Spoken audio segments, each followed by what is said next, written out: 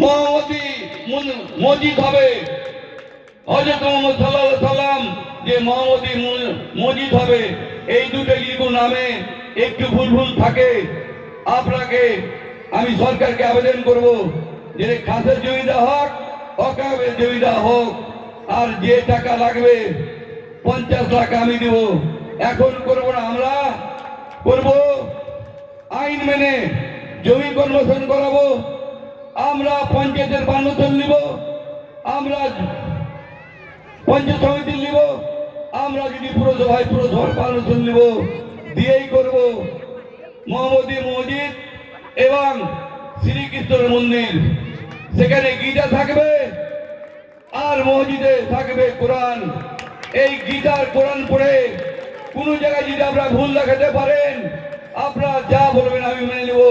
যে মানুষকে কেউ ঘৃণা করে, হিন্দু মুসলমান খ্রিস্টান করে লেখা যদি থাকে, যা সাজা দেবেন এখানে আমি শাস্তি দিতে চাই।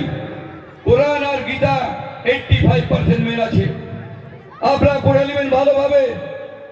যদি মনে করেন মানুষকে বুঝাবেন গীতার বাণী, তাহলে বাংলায় করে শোনান, তার মানে বুঝান, একটা বিভেদ থাকবে না। যদি আপনি মনে করেন কোরআন, একটা জায়গাতে ভুল পাবেন না, সবই মানুষের জন্য করা আছে, কিন্তু বিভেদকারীকে আল্লাহ পছন্দ করে না। তাই আমি কোনো কথা বলবো না।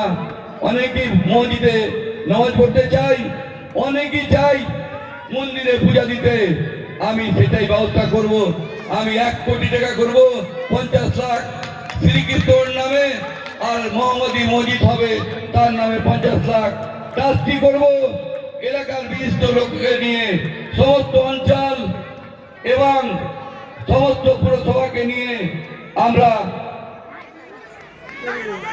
কমিটি তৈরি করব এলাকার বিশিষ্ট লোককে নিয়ে, যেন আপনাদের গীতা পড়ার জায়গা থাকে, কোরআনের জায়গা থাকে।